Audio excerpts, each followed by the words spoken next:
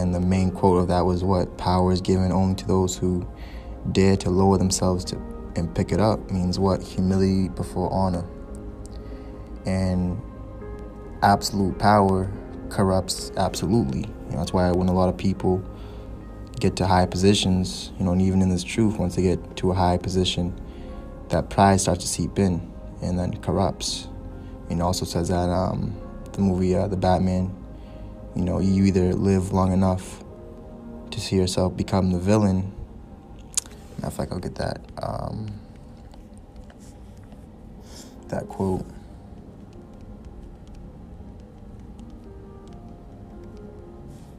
That's why it's so important to be clothed with humility and be humble in this truth. All right, you either die a hero or live long enough to see yourself become the villain. You see, start persecuting the church, start persecuting brothers' righteousness, But let's go to John 6:14. It says, "Then those men, when they had seen the miracle that YAHAWASHI did, said that this is of a truth that prophet that should come into the world. When YAHAWASHI therefore perceived that they were coming to take him by force, to make him a king, he departed again into a mountain himself alone." So YAHAWASHI, he didn't say, "Yeah, I'm gonna be king over it." No, he had a dip. He had to leave, man, because it wasn't time for that. Our people, they were looking for a warrior king, as David, to save them from the Romans at that time. But the scriptures talk about in the prophecies, Haggai, the first chapter.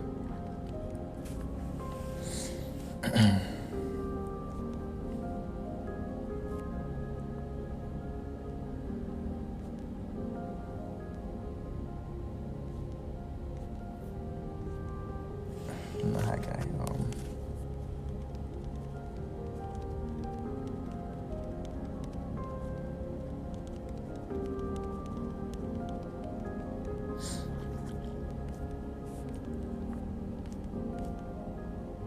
Hosea. Yep, Hosea.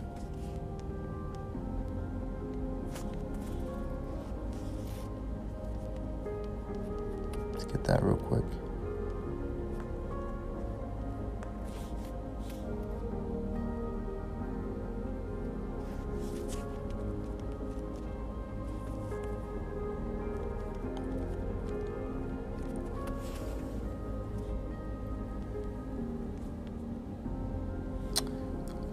Hosea 1.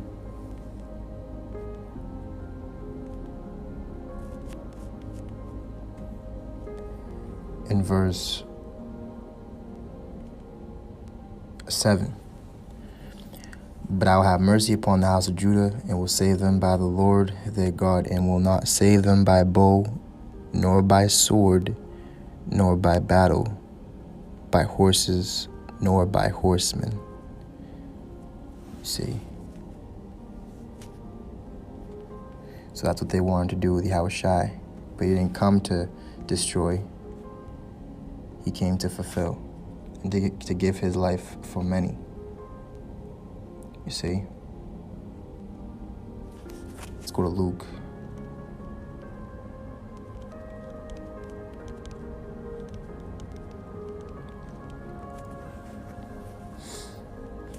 Nine in verse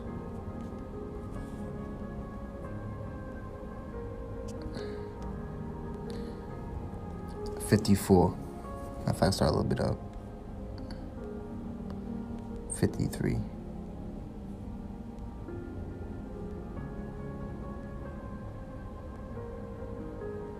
"And they did not receive him because his face was as though he would go to Jerusalem." Verse 54. "And when his disciples James and John saw this, they said, Lord, wilt thou that we command fire come down from heaven and consume them, even as Elias did?" Verse 55. "But he turned and rebuked them and said, Ye know not what manner of spirit ye are of. For the Son of Man is not come to destroy men's lives, but to save them. And they went to another village." So that's what the Lord's duty was. He didn't come to do his own will. He came to do his Father's will, which the Father's will in this time is what? Seal the elect, preach this word in season, out of season, and then the end shall come. The Lord's going to come back with fire and with a sword.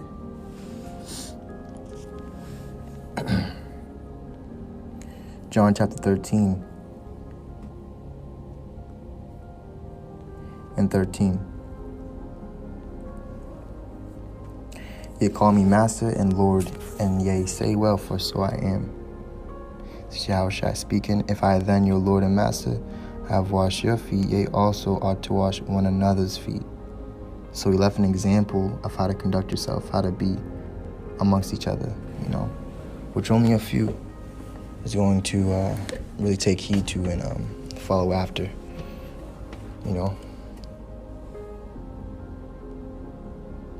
Ecclesiastes 37:1, every friend saith, I am his friend also, but there is a friend which is only a friend in name. You see? Only a friend in name. Because you share the same name, you're into the same things, They're saying that with their mouth, but their actions are far from the Lord.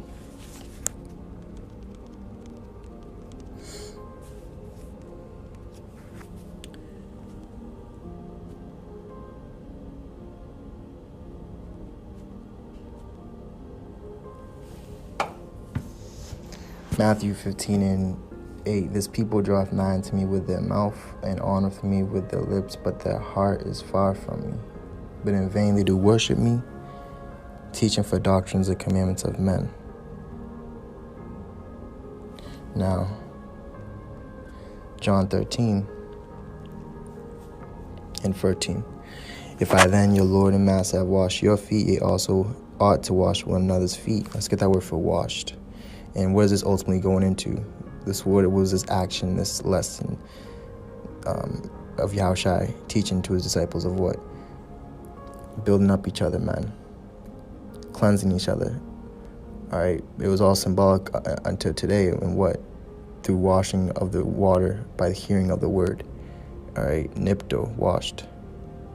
To wash oneself. And what the Lord say? Make the inside of the cup clean, and the outside of the cup will be clean too. All right, perform ablution. Let's get that word for ablution. Yes, but let's go to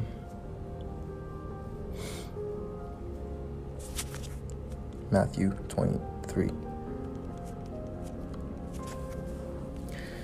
I'll go to Luke actually. Luke 11. This is a good example. Luke 11 and 37.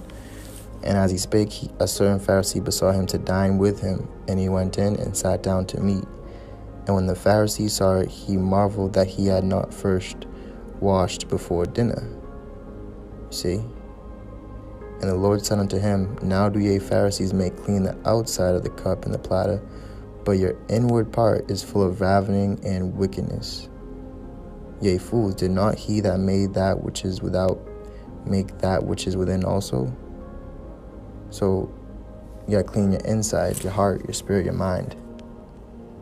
Let's get that word for inward part. You see, your soul, the inside. And that word for your inward part is full of ravening and wickedness. That word for ravening in the Greek is harpaga. The act of plundering, spoil, robbery. And that word for wickedness. Pornaria. All right, depravity, iniquity, malice. See, evil purposes and desires. And you got a lot of dudes, that's what their purpose is. They have evil, satanic, which means adverse, against the Lord's will, desires, man. Hey, matter of fact, let me get that precept in there with that apocrypha.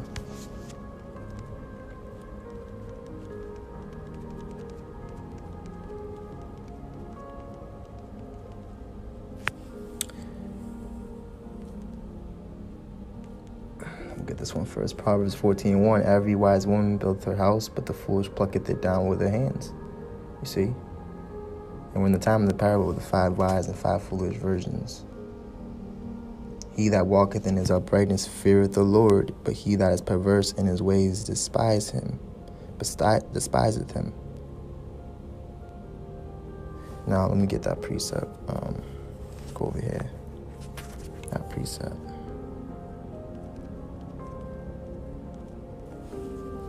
Yep. Ecclesiastes 34 and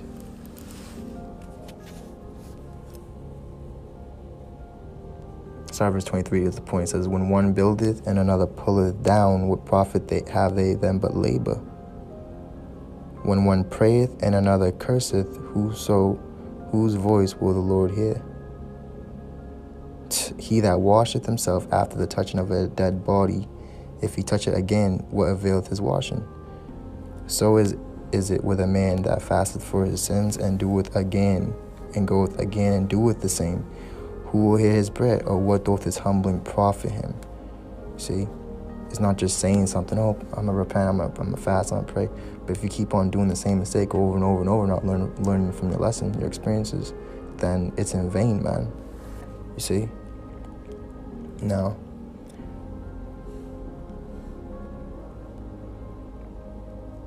let's go to Ecclesiastes 21:15. If a skillful man hear a wise word, he will commend it and add unto it. You know, build on top of it, man.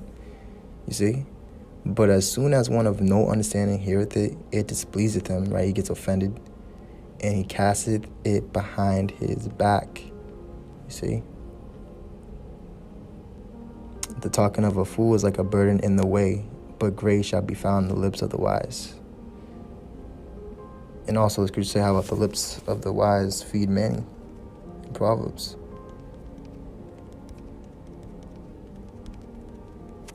We're living in some beautiful times, man. Proverbs 10 and 21. The lips of the righteous feed many, but fools die for want of wisdom. That's right. Fools die for want of wisdom. They don't know what they stumble at. They're blind. They're in the dark. You know? It's heavy, man. It's the Lord, man. The Lord's not no joke, man. John 13 and 15. For I have given you an example that ye should do as I have done to you. Verily, verily, I say unto you that the servant is not greater than his Lord, neither he that sent greater than he that sent him. If ye know these things, happy are ye if ye do them. Matter of fact, let's get that word for happy.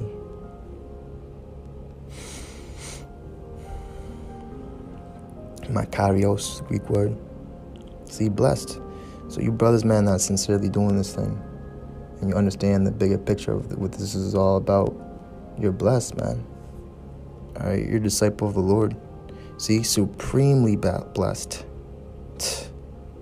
Fortunate, well off. You see? Blessed, man. All right. John 15 and 14. Let's start verse 13. Matter of fact, 12.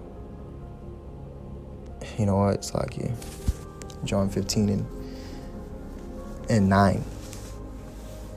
You know what? Verse 7. If ye abide in me, and my words abide in you, ye shall ask what ye will, and it shall be done unto you. Herein is my Father glorified, that ye bear much fruit, have a lot of deeds, a lot of action. So shall ye be my disciples. As the Father hath loved me, so have I loved you. Continue ye in my love, right? And it's supposed to be continuous, man. You know? Day in and day out. You know? It pleased the Lord to what? To bruise his son. That strenuous death, you know? And we're going to go through, some of us have to go through like situations, man. But at the end of the day, it's the Lord chastising because he loves us. If ye keep my commandments, they shall abide in my love, even as I have kept my Father's commandments and abide in his love. These things have I spoken unto you, that my joy might remain in you, and that your joy might be full. This is my commandment, that ye love one another as I have loved you. Greater love hath no man than this, than a man lay down his life for his friends. And as YAHAWASHI gave us that example, right, to serve, to lay down your life, right, give it everything you got. We're following his stead, you see. We're laying down our life for the brethren. Ye are my friends if you do whatsoever I command you, you see. So, let's go to Psalms 119:1. Blessed are the undefiled in the way who walk in the law of the Lord, you see. You're not just talking it, but you're walking it. Let's get that word for walk. Halak. All right, the Hebrew word halak. To proceed, manner of life, to live, to die. You see, to lead, bring, lead away. See? It says 2, blessed are they that keep his testimonies and that seek him with the whole heart. Your whole heart has to be in this thing, man. Because if it's not, you're going to get offended, man. You know? At the words of Yahweh Shem Yahushai. They also do no iniquity. They walk in his ways. See? Proverbs 18:24. A man that hath friends must show himself friendly, and there is a friend that sticketh closer than a brother. And also, it's heavy too. Let's get that word for friendly real quick. Is rai.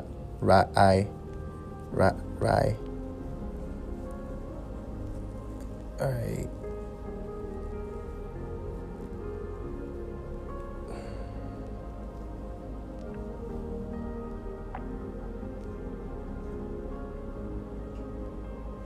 Matter of fact, let me get that other precept too.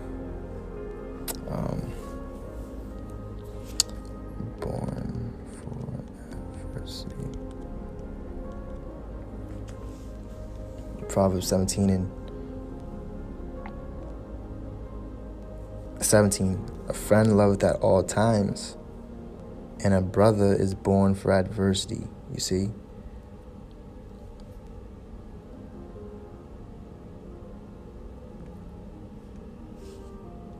Ecclesiastes 36:15. He that sinneth before his maker, let him fall into the hand of the physician. That's what's happening, man. You see? By you not taking heed of YAHAWASHI, you're sinning against your maker, your creator. Because you can't go to the Heavenly Father without going through the door. YAHAWASHI. Let's go to Proverbs 8:36. You know what? I saw verse 34. Blessed is the man that heareth me, watching daily at my gates, waiting at the posts of my doors. Whoso findeth me findeth life, and shall obtain favor of the Lord. But he that sinneth against me wrongeth his own soul. All they that hate me love death. See? And you have enemies of the cross out there, man. Inside and outside of this word, this truth, this gospel. All right, this ministry, this building. All right. And it says that in Timothy's as well.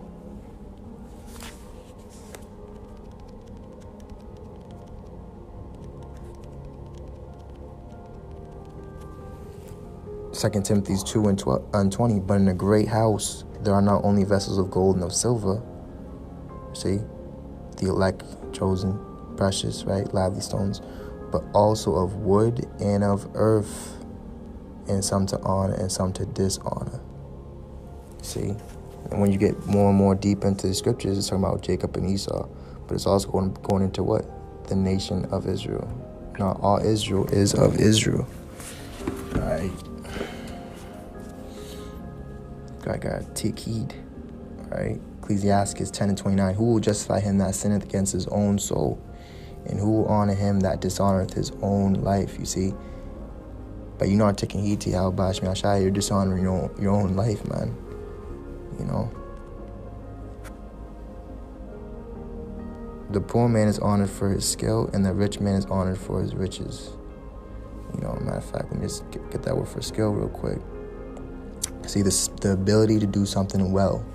Expertise, accomplishment, which is what?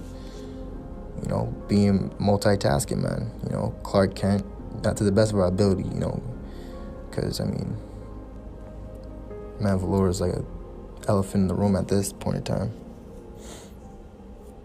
1 Corinthians 11:27, wherefore, whosoever shall eat this bread and drink this cup of the Lord unworthily shall be guilty of the body and blood of the Lord.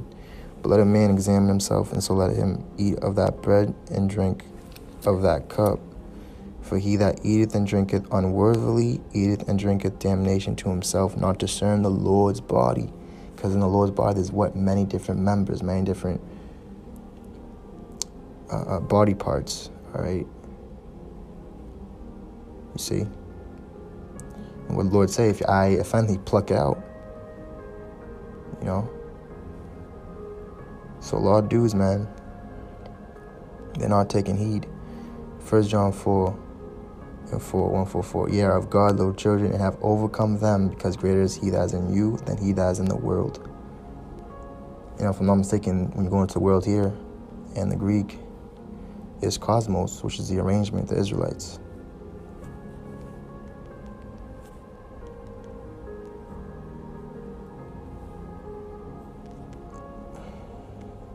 Yup, cosmos.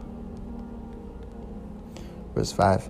They are of the world, therefore speak they of the world, and the world heareth them, right? Our people don't want to take heed to what we saying, man. And that's why, let's go to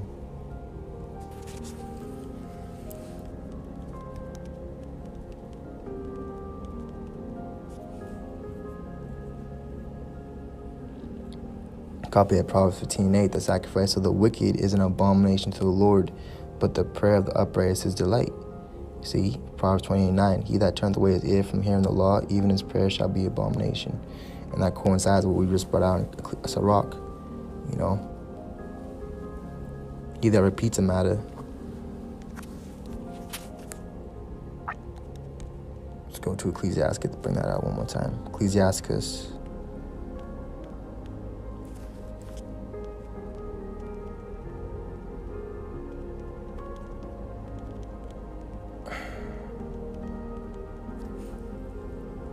(34:26).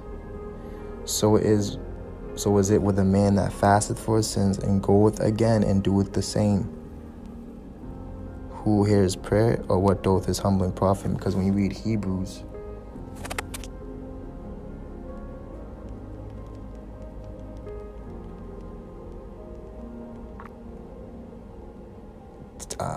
Hebrews 9:22. Hold on. Let me think.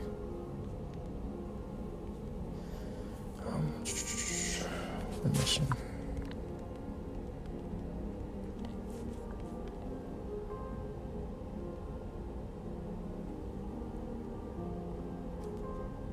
Yep, Hebrews 10 and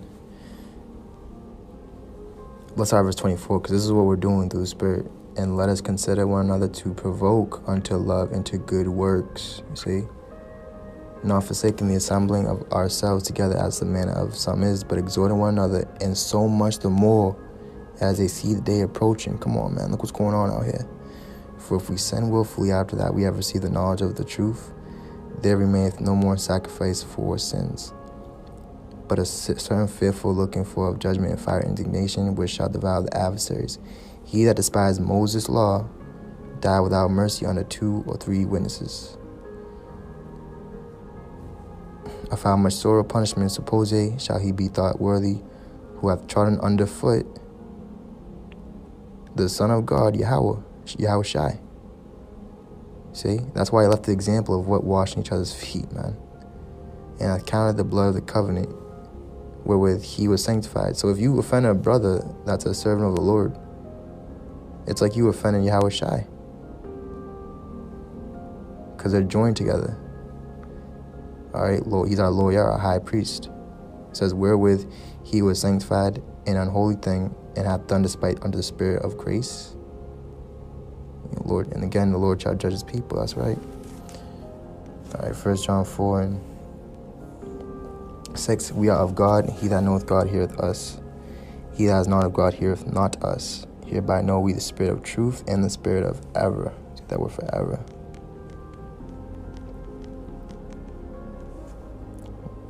Plana.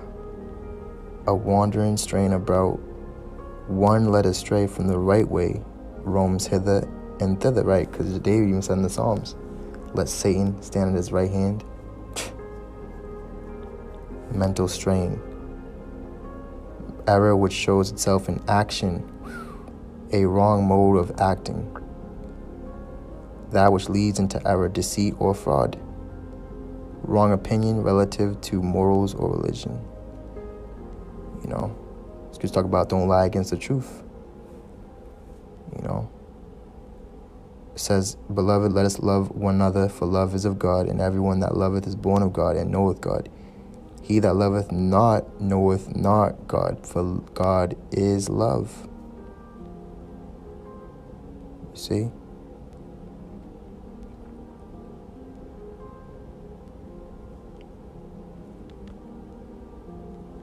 What was that verse? Loveth. Get that word for loveth real quick. And that basically concludes this.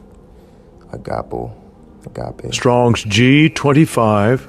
Agapao. Yep. To welcome, you see, to be fond of, to be contented at or with a thing. See, and that's why we brought that precept earlier. Luke 10 and 11, verse 10. But into whatsoever city ye enter, and they receive you not, go your ways out into the streets of the same, and say, even the very dust of your city, which cleaveth on us, we do wipe off against you. Notwithstanding, be ye sure of this, that the kingdom of God is come nigh unto you.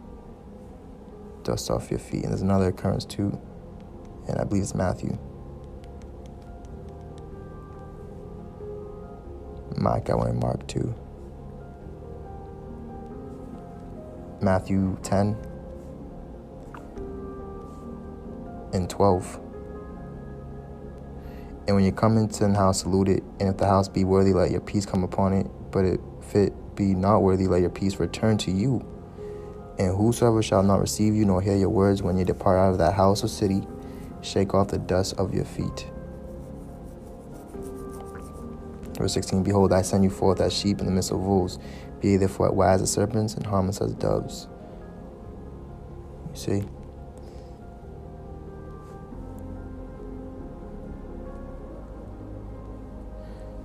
So absolute power corrupts absolutely. And that's why the Lord said, you know, the Gentiles exercise power.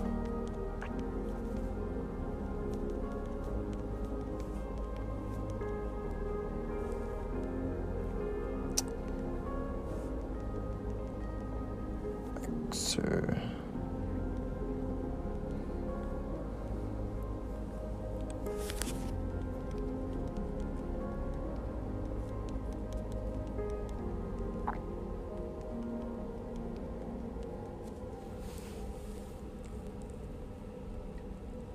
Luke 22 and 25, and he said unto them, the kings of the Gentiles exercise lordship over them, and they that exercise authority upon them are called benefactors.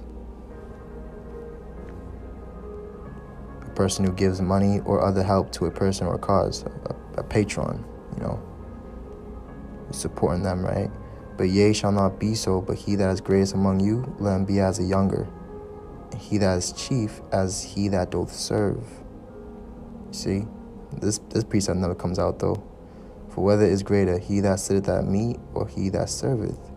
Is not he that sitteth at meat, but I am among you as he that serveth, right? YAHAWASHI. Ye are they which have continued with me in my temptations. And I appoint unto you a kingdom as my Father hath appointed unto me,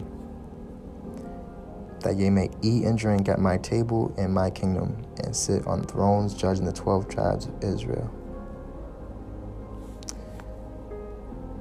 All praises, glory, honor, fears to Yahweh, Ba'ashem Yahushai, Ba'ashem Ka Ha Kodash.